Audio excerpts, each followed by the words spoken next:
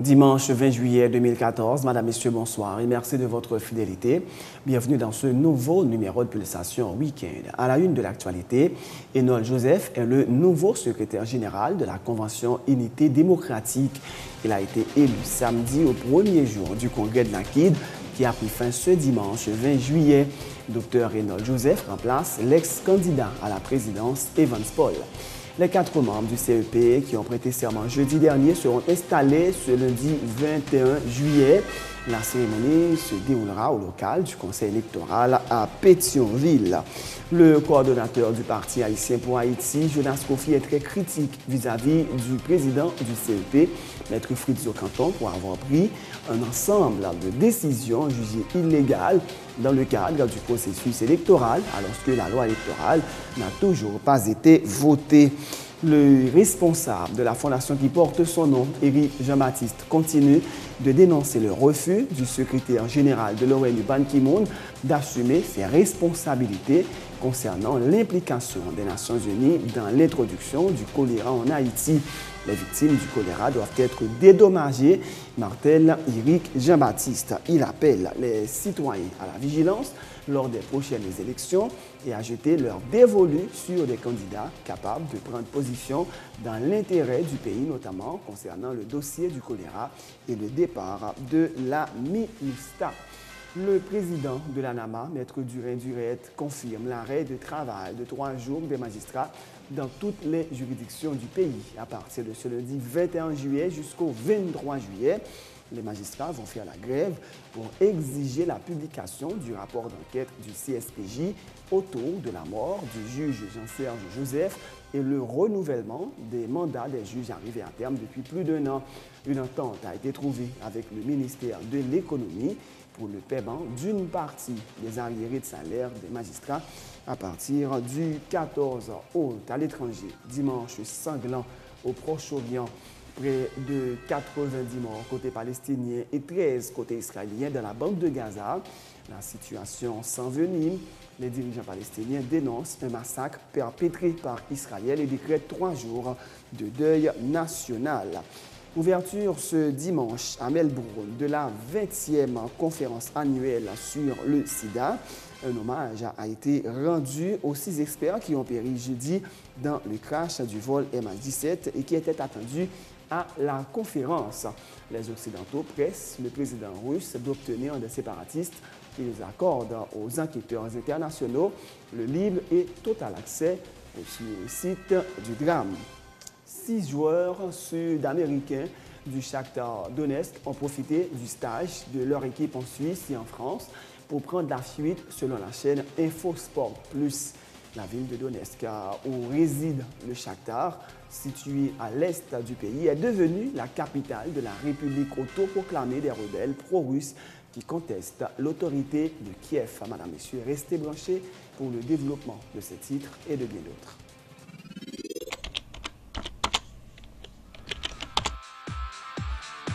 Bienvenue dans cette édition d'Information Pulsation, l'essentiel de l'actualité de la journée. Merci de votre fidélité. Bienvenue dans ce premier numéro de Pulsation Week-end.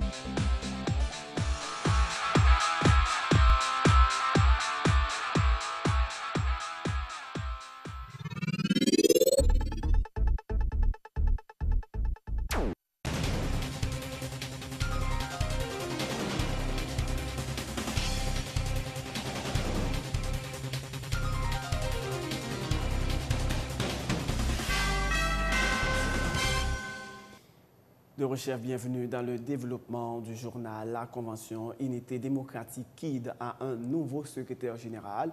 Il s'agit du Dr Enol Joseph, élu au premier jour du congrès du parti qui s'est déroulé les 19 et 20 juillet à Port-au-Prince en présence de représentants de plusieurs partis et regroupements de l'opposition. Dr Joseph remplace l'ex-candidat à la présidence Evans Paul.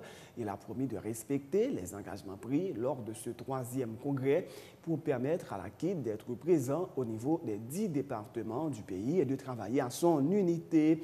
La KID renouvelle son engagement à œuvrer pour l'amélioration des conditions de vie de la population, a dit Dr Joseph, qui félicite son prédécesseur Evans Paul pour avoir mis son savoir-être et son savoir-faire au service du parti. Je ne peux pas me permettre de féliciter le comité du Congrès qui a consenti d'énormes sacrifices pour assurer le bon déroulement du Congrès en dépit de la modicité des moyens. Je profite de cette tribune pour féliciter et remercier le secrétaire général sortant, M. Evans Paul, qui a consacré tout son savoir, je dirais tout son savoir-faire et son savoir-être pour assurer l'épanouissement de ce parti. Ce 20 juillet 2014 marque un tournant décisif dans l'histoire de notre parti. Je vous invite à rester mobilisés et engagés pour la poursuite des batailles que nous menons en vue de changement des conditions d'existence du peuple haïtien. Et je vous garantis, je saurai me battre afin que les engagements pris le samedi 19 juillet 2014 lors de notre 3e congrès national, à savoir un guide fort présent au niveau des 10 départements géographiques du pays, un parti uni, réconcilié avec tous ses membres. Le secrétaire général sortant, Evans Paul, a plaidé en faveur du vivre ensemble dans un climat de paix pour favoriser le progrès et la cohésion sociale. C'est avec un sentiment de soulagement qu'il affirme avoir passé le flambeau à son successeur, Dr Enol Joseph, qu'il présente comme un ami de confiance et de divergence.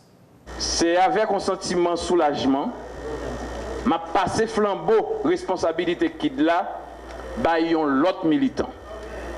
Ils ont mis confiance, ils ont mis divergence, parce que justement, c'est la différence pour nous cultiver tolérance.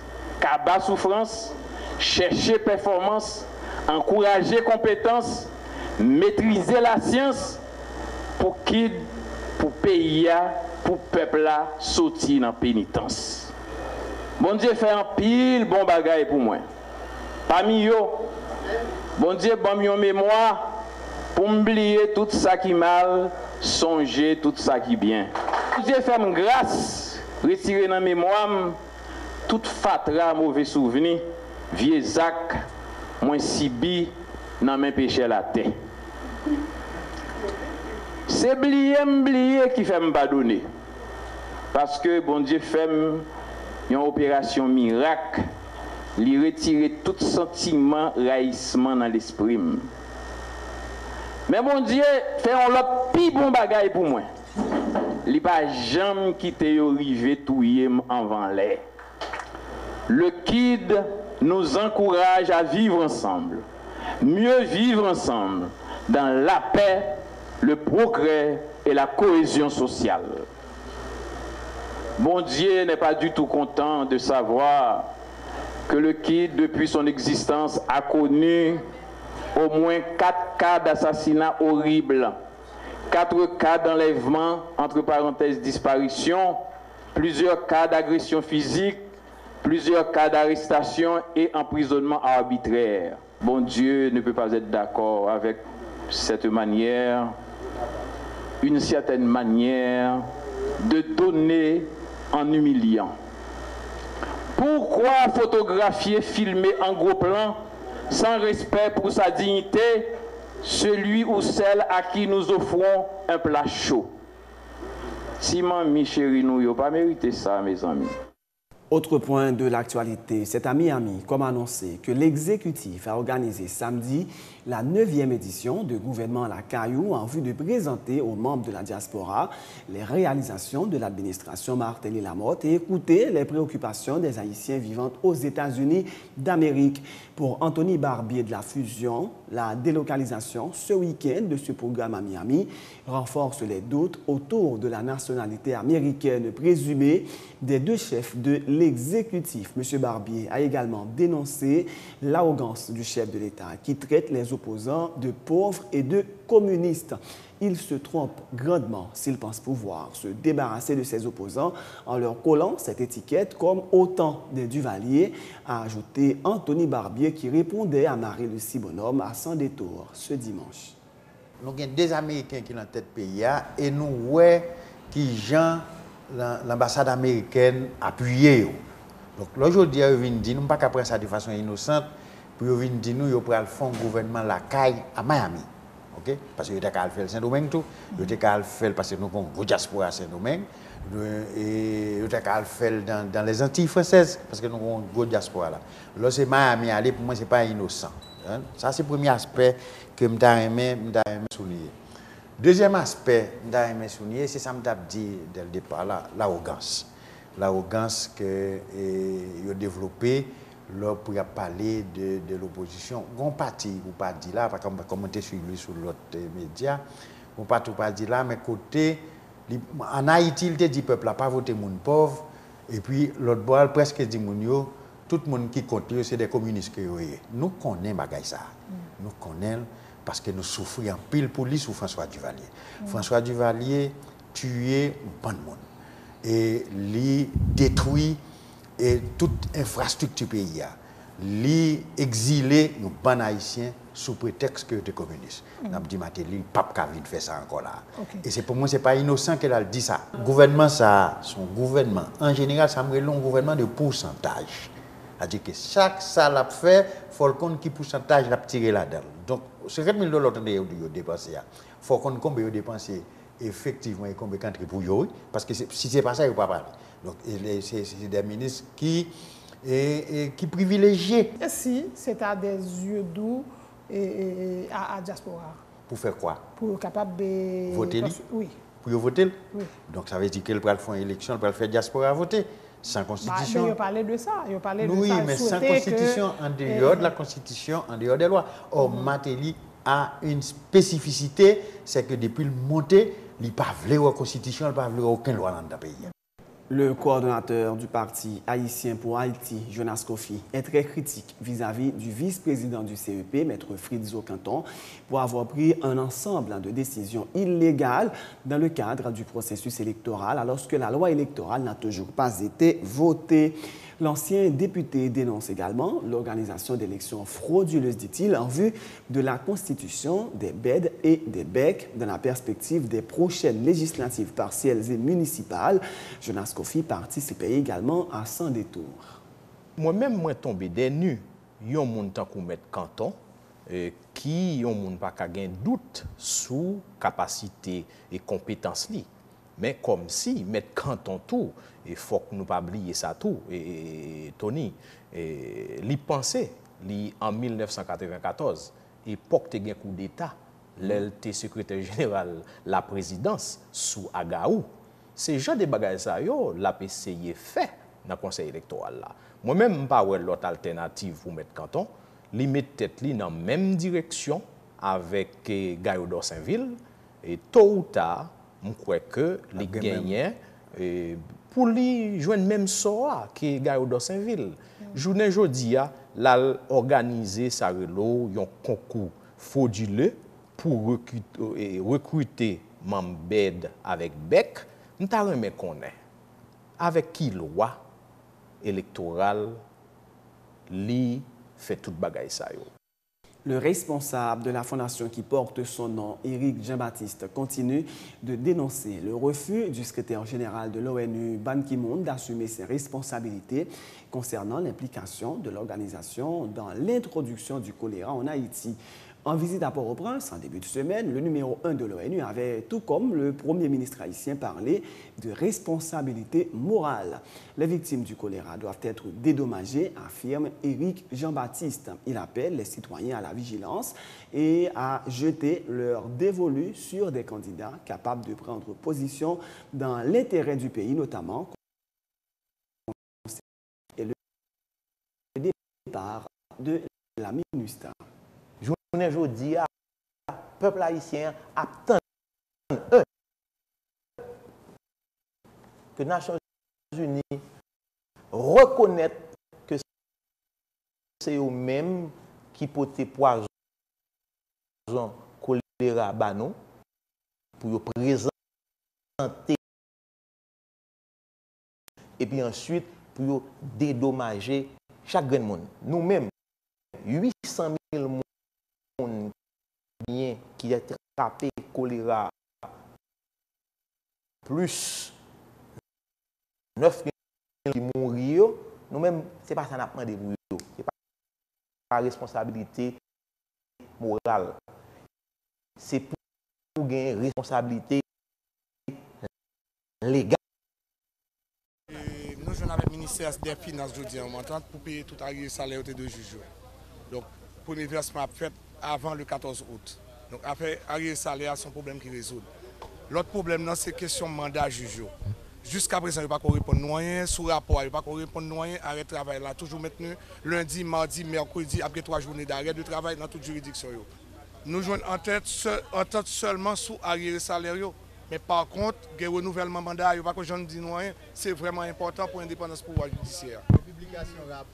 Jusqu'à présent, il n'y a pas que j'en dis noyen encore. Donc, nous avons demandé pendant le week-end pour faire tout effort. Sinon, lundi, le magistrat va camper jusqu'à mercredi.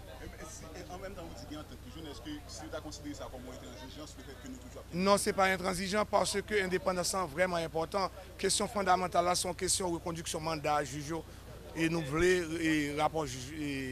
rapport d'enquête sous dossier magistrat mourir. Donc c'est que à réalité de juge, nous avons une modalité de paiement, l'État paye comme ça. C'est-à-dire qu'avant 14, dans le mois, le juge a gagné 30%.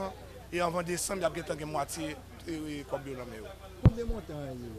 Donc, montant, en total, mais c'est environ 300 millions de gouttes que l'État doit au magistrat.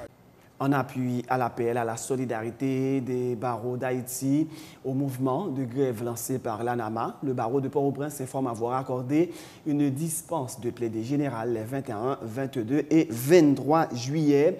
Dans un avis en date du 17 juillet portant la signature de Maître Pierre-Marie Michel Batoniaï, le barreau de Port-au-Prince dit compter sur la collaboration de tous pour une justice respectueuse des droits des magistrats et des justiciables. C'est la fin de ce journal, mais juste avant de vous quitter, voici le rappel des titres. Enol Joseph est le nouveau secrétaire général de la Convention Unité démocratique KID. Il a été élu samedi au premier jour du congrès de la KID qui a pris fin ce dimanche 20 juillet. Dr Enol Joseph remplace l'ex-candidat à la présidence Evans Paul. Les 4 membres du CEP qui ont prêté serment jeudi dernier seront installés ce lundi 21 juillet. La cérémonie se déroulera au local du Conseil électoral à Pétionville. Le coordonnateur du Parti haïtien pour Haïti, Jonas Kofi, est très critique vis-à-vis du président du CEP, Maître Fritz Canton, pour avoir pris un ensemble de décisions jugées illégales dans le cadre du processus électoral, alors que la loi électorale n'a toujours pas été votée. Le responsable de la fondation qui porte son nom, Éric Jean-Baptiste, continue de dénoncer le refus du secrétaire général de l'ONU, Ban Ki-moon, d'assumer ses responsabilités concernant l'implication des Nations Unies dans l'introduction du choléra en Haïti. Les victimes du choléra doivent être dédommagées, martèle Éric Jean-Baptiste. Il appelle les citoyens à la vigilance lors des prochaines élections et à jeter leur dévolu sur des candidats capables de prendre position dans l'intérêt du pays, notamment concernant le dossier du choléra et le départ de la MINUSTAH. Le président de l'ANAMA, Maître Duret, confirme l'arrêt de travail de 3 jours des magistrats dans toutes les juridictions du pays. À partir de ce lundi 21 juillet jusqu'au 23 juillet, les magistrats vont faire la grève ont exigé la publication du rapport d'enquête du CSPJ autour de la mort du juge Jean-Serge Joseph et le renouvellement des mandats des juges arrivés à terme depuis plus d'1 an. Une entente a été trouvée avec le ministère de l'Économie pour le paiement d'une partie des arriérés de salaire des magistrats à partir du 14 août. À l'étranger, dimanche sanglant au Proche-Orient. Près de 90 morts côté palestinien et 13 côté israélien dans la bande de Gaza. La situation s'envenime.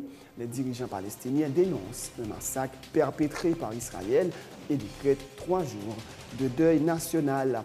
Ouverture ce dimanche à Melbourne de la 20e conférence annuelle sur le sida. Un hommage a été rendu aux 6 experts qui ont péri jeudi dans le crash du vol MH17 et qui étaient attendus à la conférence de Melbourne. Les Occidentaux pressent le président russe d'obtenir des séparatistes qu'ils accordent aux enquêteurs internationaux de libre et total accès au site du drame. Et puis en sport, 6 joueurs sud-américains du Shakhtar Donetsk ont profité du stage de leur équipe en Suisse et en France pour prendre la fuite, selon la chaîne InfoSport Plus. La ville de Donetsk, où réside cette équipe, le Shakhtar, situé à l'est du pays, est devenue la capitale de la République autoproclamée des rebelles pro-russes qui contestent l'autorité de Kiev.